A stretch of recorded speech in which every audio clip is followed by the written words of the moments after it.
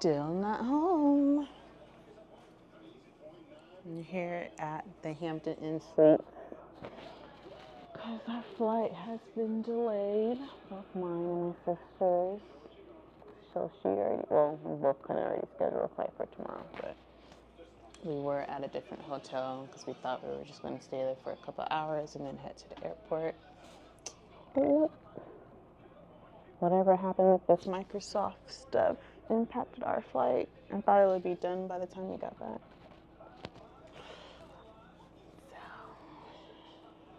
So, there she is.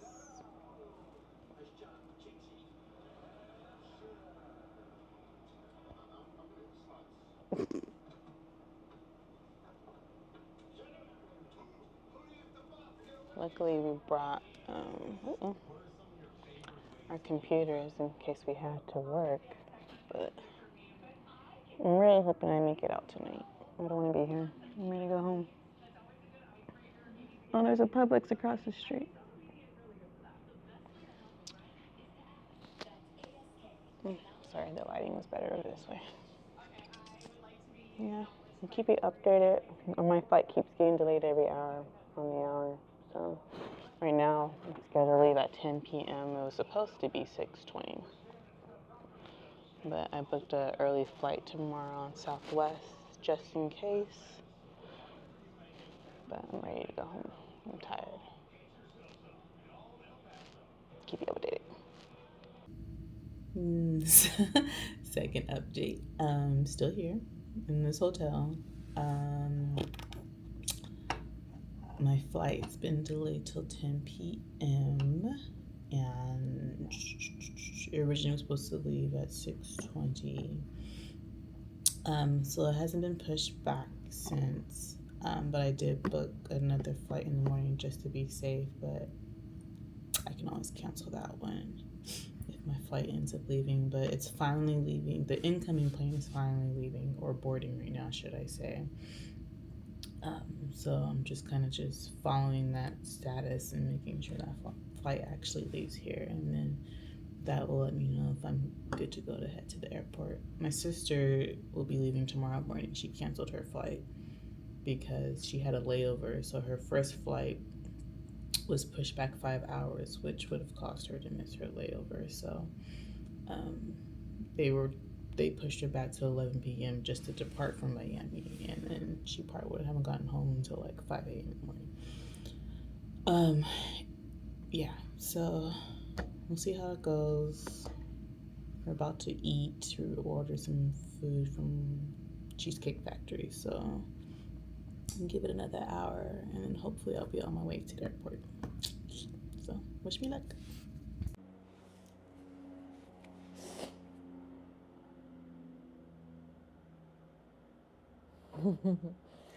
Well, I'm back home. It is the next day, the next morning. I didn't get home until like 3 in the morning. So my flight was supposed to leave. Well, originally it was supposed to leave like at 6:20, and then it kept getting pushed back each hour, and then finally 10 p.m. was the sure thing. It wasn't moving. The incoming flight was already in the air, and I was at the airport, and it pretty much didn't leave, or we didn't take off until like midnight. But I'm glad to be home. My sister just got home probably around 8 a couple hours ago. It's 10 right now. I'm glad she made it, but it just sucks, like at the end of your travels that you have to go through all these delays and cancellations. And I heard that people were sleeping or having to stay at the airport for like the past 3 days due to the whole Microsoft glitch that grounded. So I flew Delta, so that grounded a lot of planes. But it's unfortunate. But overall, cruise was cool. I definitely had better ones. I will definitely say that. Right now, my top is Virgin. So I started off on Carnival like everyone does, And then I did do a Disney cruise probably like 5 or 6 years ago. And then I tried out Royal. I did Allure of the Seas. And then I was supposed to do another Royal Caribbean and go to Alaska, but that's when like the pandemic COVID hit, so that got pushed out for years to the point we just canceled. Um, so last year, Virgin Voyages was my first cruise post pandemic. Um, but I really do want to try some of Royal's newer ships, like Icon of the Seas. I know Utopia just came out, and I think Star is coming out next year. But yes, Virgin. Like this whole trip, I've been comparing everything to Virgin Voyages and like how they do things differently that I personally like. So I kind of felt like I was spoiled on Virgin.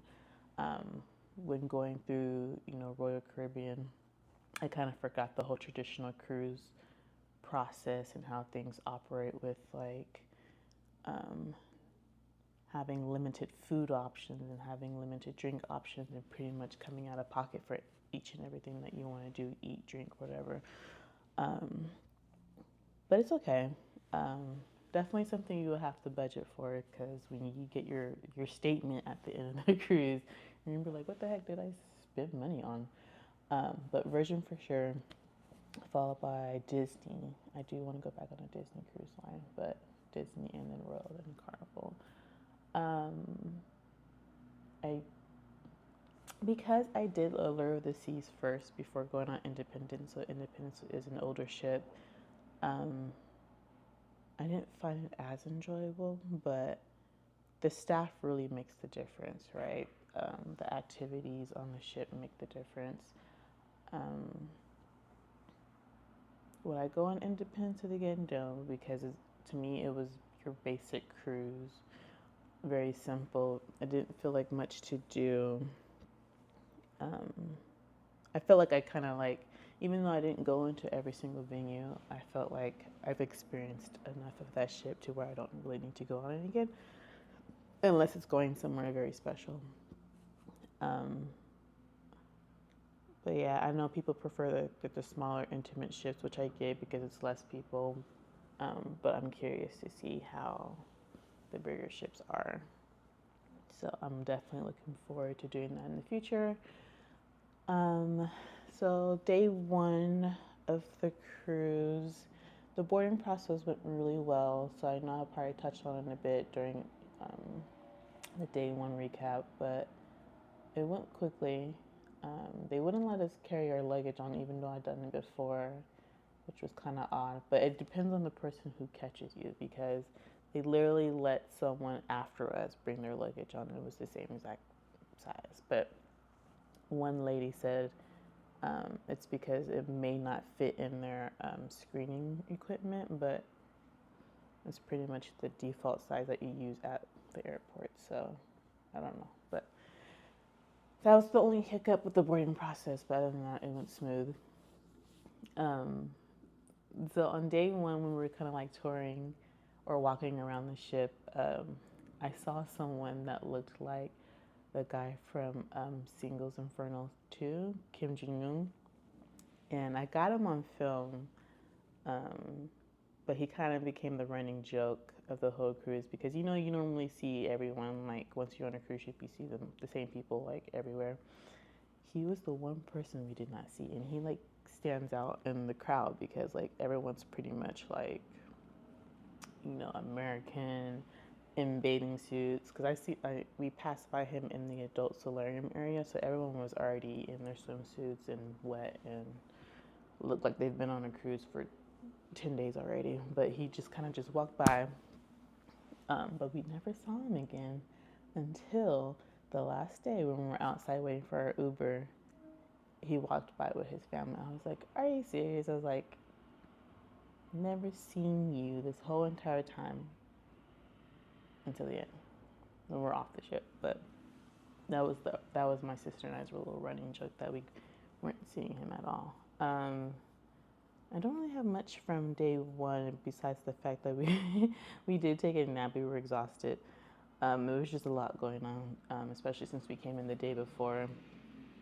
Um, but for day one was chill. You get acclimated to the environment. Day two was at Coco Cay. We were supposed to also do the Thrill Park, but by the time I tried to buy tickets, it was sold out. So definitely get your tickets early, especially on certain itineraries. Like in the summertime, everybody wants to go to the water park. Sorry, and that was the only stop too. So I should have known that all the excursions were going to be sold out. But it's okay. I'm kind of glad that we didn't feel rushed because we took our time and we just hung out all day at Hideaway, which is the adult area. So next time I go, we'll probably definitely try the Thrill Park and the other areas of the island. But it was cool. It was chill. We didn't really eat anything. We had a couple slices of pizza because that was what was closest to us, but we didn't go explore like the typical barbecue food on the other side of the pool area. It was an interesting time with the bartenders and the waiters and the staff. But other than that, it was your typical like pool lounge area. And then, that night we saw Grease. So that was probably the best show on the Independence of the Seas. And you'll probably see some. Well, I didn't take any video of Grease, but I did take some clips of the other two headliner shows that I'll probably put in here if you don't see it already. Yeah, I didn't like the other two. So it was like the Invitation to Dance, which was like, it gave me like, what's that show? Where the celebrities dance, like different ballroom styles, but Dancing with the Stars. But they were singing, like the staff from Greece was singing while they had the dancers like do the different ballroom styles, and it just felt very amateur-y. Like I don't even know if that's a word, but like me and my sister kept giving each other looks like, we're ready to go. Like it was just weird. The other one, Impact. I would say that one would have been better than the Invitation to Dance because at least that's showing like authentic like Argentinian dance styles and like their culture. So that one was a little better, but it was still like the sound in the theater could have been better. Like it felt very like, I know they're trying to be respectful of like people's like sensitivity to like loud sounds, but it was so turned down that I didn't feel like I was being pulled in. Like if it was, the volume was up, even for Grease, like if the volume was up a little bit better, I feel like I would have been pulled more into the show. So if you're not like in the front, I just feel like you're kind of just watching TV. So I didn't, yeah. Definitely seen better shows, I'll just say that, on cruise ships. Grease, when we finished Grease, there was this guy in the elevator. Like it was good. Like the performers were great. It was just long, and the seats were so uncomfortable. But we heard this guy in the elevator was like, that was brutal. It was just too like, I felt like I was watching the movie, and they didn't even like, and it was just all them. It was just all singing. Like there wasn't any really lying. So it's like they added more songs to the performance than what was in the film. It was probably from like the actual Broadway performances. So it's like it was just too long. They could have done it in like 45 minutes, maybe an hour, but I don't know. I think it was like an hour and a half of sitting there. Day 3, what was the highlight for day 3? That was our first sea day. We did massages, so that was good. Very interesting though, like my masseuse, she was like hitting the back of my foot. Sorry, that might have been loud. She was like hitting my back of my foot and like she was shaking. I'm like, is that normal? But everything else that she did was really great. She was probably the best like masseuse I've had so far.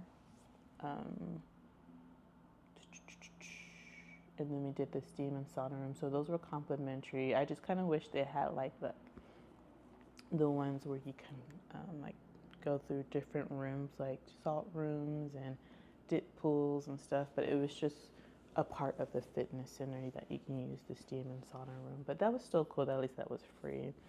I kind of wish we utilized that more, but there was just so much to do. And like, I will say, if you're on a short itinerary, don't try to do everything because you're going to burn yourself out. Um, it does get overwhelming. And I was telling my sister that I feel like time goes by so fast on cruises because, like, your schedule kind of revolves around the dining times, right? Because if you don't eat when they tell you to, then you're going to go hungry, or your only option is pizza at, 2 o'clock, 1 o'clock in the morning, which you're going to get tired of eating pizza.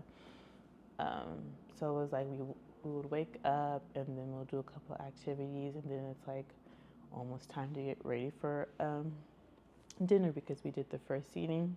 Normally we do like the late seatings, but we wanted to try eating first just so we can just have that done and have our night be free. So I do see the pros and cons to eating first and last, I guess you can say. But yeah, like it was time to eat. So I never really got a chance to get dressed up for dinner, even for like the formal nights. I didn't put any makeup on because we were literally just got done doing something else and we had to run back to the room and change. But then you could potentially go, depending on how late you stay up, you can potentially get hungry again later. I don't know, there's pros and cons, but I'm glad I tried something different. I wish you can kind of like switch times. Like, I know that they have the thing called My Time where you can make your reservation to go a certain time, but I don't want to wait in lines waiting for a table. And like having a guaranteed spot. We did do a lot of dancing. Oh, the first night we did a lot of like the Latin dancing. That was fun. But besides, the third day was that formal night? Yeah, it was formal night. Yeah, nothing really special, but I think that night was probably the best night we had because we actually were like hyped, and I think it might have been the whole bottle of champagne we drank at our table for dinner that we brought, but that was a good night. And then day 4 was the second sea day. We never really, it didn't feel like we got an opportunity to like really sleep in because sea day we had a 9 o'clock massage appointment. The second sea day we did the sip brunch tour, which started at 10 o'clock, 10:30. And of course, Coco Cay on the second day we had to get off like around 9. But the sip brunch tour was closed, so we went back to like the galley area and walked through the kitchen and saw people prep things and got some good information about how things are done and managed and how waste is collected and distributed. Breads are made fresh every day. They make about 20,000, I think they said, bread or rolls, whatever you want to call it, per day. So it's essentially like 6,000 times 3. So like you have roughly 6,000 people on the ship, and the chef said he just multiplies it by 3. So that's the amount of bread that they make fresh on the ship every day. So now I have a new appreciation for bread, so I don't let that go to waste now when I'm on the ships.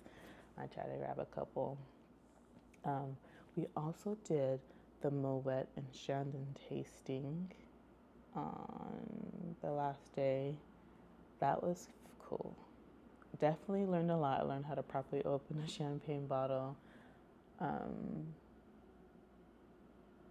learned what brut really means in comparison to like the amount of sugar. So the drier the champagne, the less amount of sugar is in there, so that's probably why you don't really get that much headaches when you drink Brut or Extra Brut. And we got some background stories on how the Moet and Shannon and Hennessy family came together, and how vintage, what it really means to have a vintage champagne or a vintage wine. So that's definitely going to help me going forward when I go in, to restaurants and select a glass of wine. Kind of know what to look for now. So I think that was probably one of the highlights. I think that was pretty much it for the cruise. I felt like I didn't get much of a chance to relax or sleep or just not do anything, like lay around and just people watch, because there was just always something that we wanted to do. Like, we went in with a long list of like, we're gonna go work out in the morning, we're gonna do all the trivias, we're gonna go do the escape room. We didn't do escape room, we didn't even work out. I think we made it to about like 2, maybe 3 trivias by luck. So yeah, again, like I said, don't try to plan to do a lot on a short itinerary. Maybe pick a good 1 or 2 couple items in the morning and the evening and try to hit those. But give yourself a chance to relax, because it can be draining, and I always feel exhausted when I get off cruises. So I don't know how people do this like every other month or do back-to-back ones, because I feel like I can only do like maybe 2 cruises a year now. But overall, it was still good to get away for a little bit. Definitely looking forward to my next cruise. So we are going on Virgin in October. It's supposed to be like a combined bachelor or bachelorette cruise for me and my fiance. So we're gonna go with some family. Yeah, yesterday was just crazy. We pretty much were hopping from hotel to hotel, hoping to get on our flight. And by that time yesterday, I was ready to go home. Like, I just felt dirty, sweaty, because it was very humid in Miami. I wanted a real shower. I wanted to be in a real bed. So I was like, I was willing to do anything to get home. So I'm glad I'm home. Overall, good trip. Good time with my sister. Yeah, I can't wait to book my next one. I'm hoping it'll be the new one. Maybe I'll do the Star of the Seas and push it out to 2026 for the next Royal Caribbean one, because I do want to go back on Disney. I wanted to do that next year, so I need to space these out because they're kind of expensive. But yeah, so till next time.